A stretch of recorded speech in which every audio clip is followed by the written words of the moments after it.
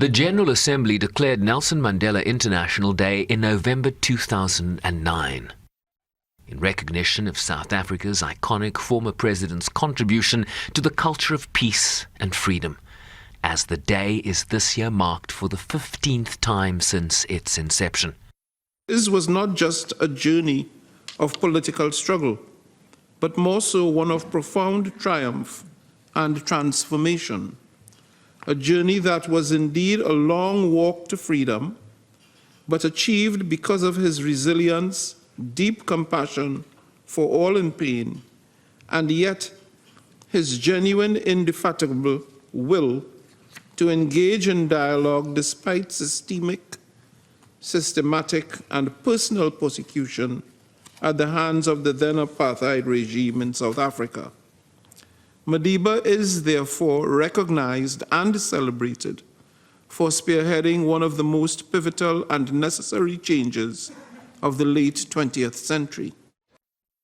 The Assembly also heard that Madiba understood that mass poverty and obscene levels of inequality were some of the most wretched and insidious forms of violence that exist. Especially in a world where excessive opulence obscenely coexists with abject poverty, in a world where there is more than enough to distribute equitably around. Madiba challenges us to recognize that, and I quote, "Overcoming poverty is not a task of charity. It is an act of justice.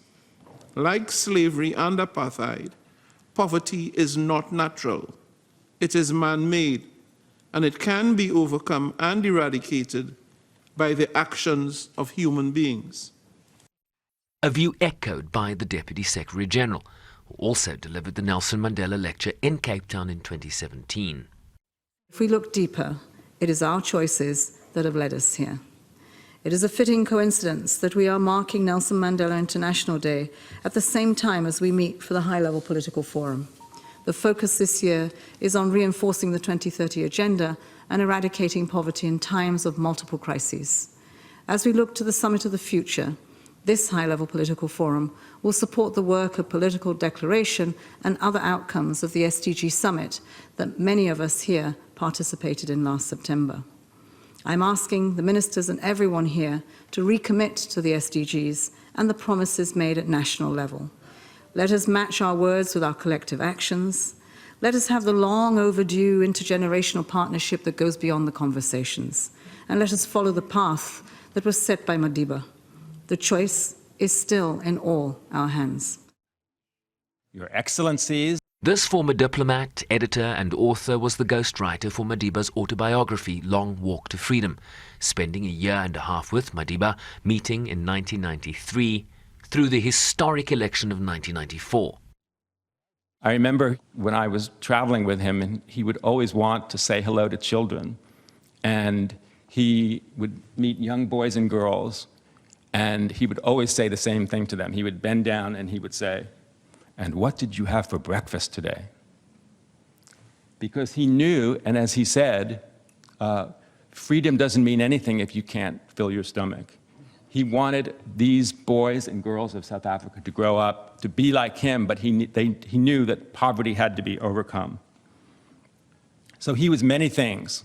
He was a freedom fighter, he was a political prisoner, he was an African nationalist, but he was, above all, a small d Democrat. He believed in the idea of democracy. He believed that democracy was the most effective engine for achieving and eradicating poverty and triumphing over inequity. That's a message that's important at this time in our world where the shadow of authoritarianism is creeping all about us.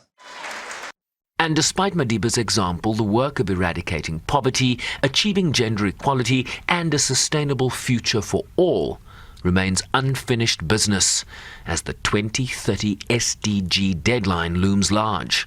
Sherwin Bryce-Pease, SABC News, New York.